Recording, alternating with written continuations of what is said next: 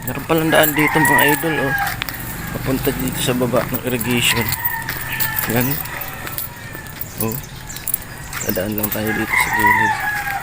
Yan.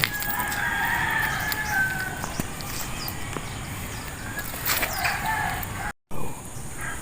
Okay dito. Lalim. Grabe. Yan. Wow na wow, ano? Grabe lalim, mga idol.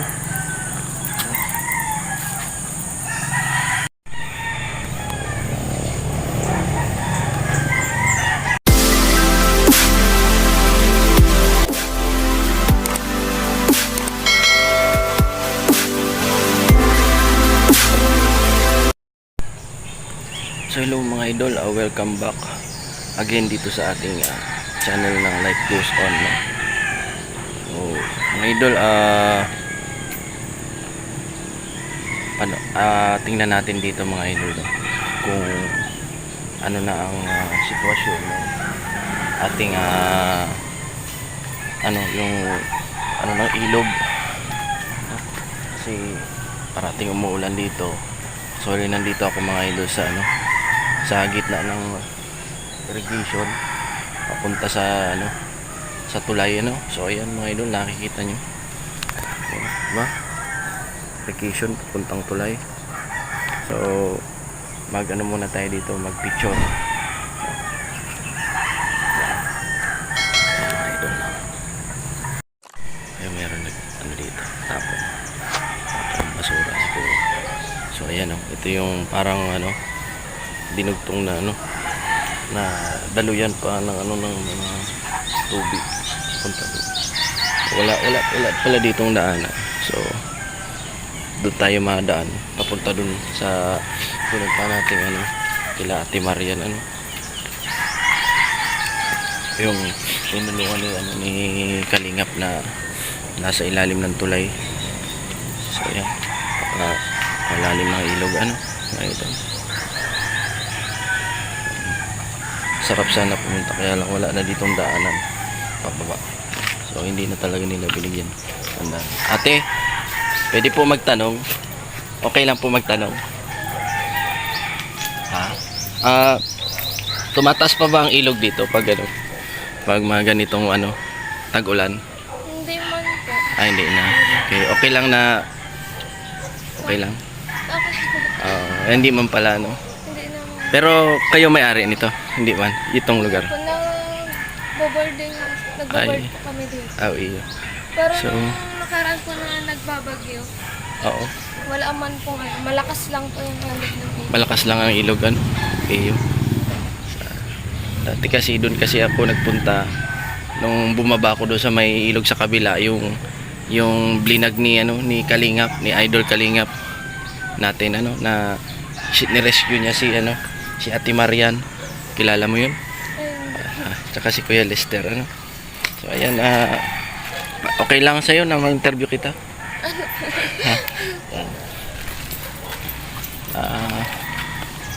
Pag ganitong bali ito kagagawa rin lang. Opo.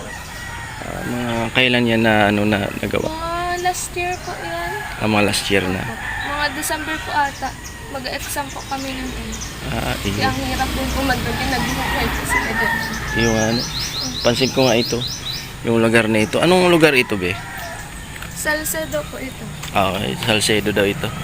So ayan, bali ito pala yung project na ginawa, na nilagyan ng ng parang daluyan ng tubig, Opo.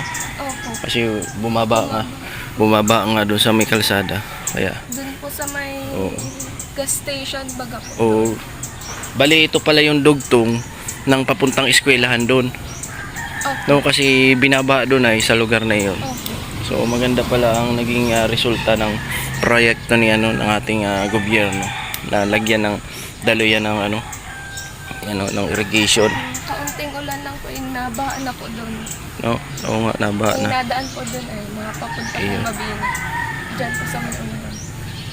Yung Mabini Pa rin po ata. So ayun, yun man, man yun, be? Yung lugar na, yung na yun. Parang bakanting yun, yung bahay na yun. Yung may-ari niyan. Opo. Ayun ang caretaker nito. Ay, yung nag-aano po dito. Tita ko po yung taga Ayun. sa likod po ng Mabini. Ayun, tita mo pala. Well, maganda nga ang naging resulta, oh. Para ang ginawa pala nila, tinibag din, ano.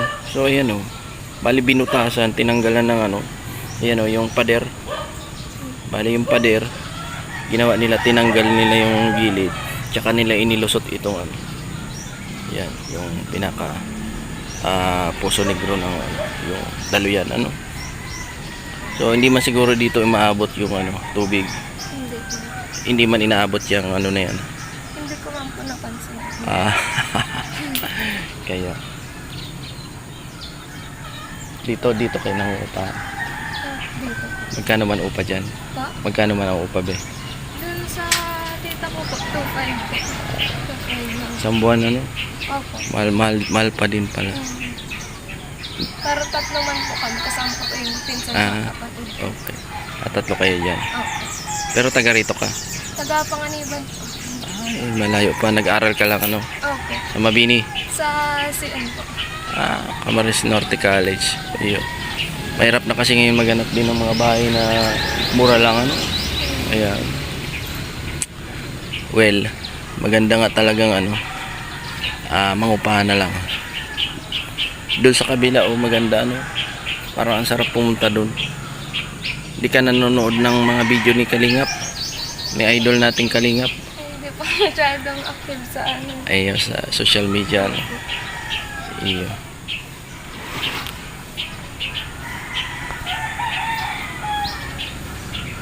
Hindi, disturbo pala ito nung ginagawa.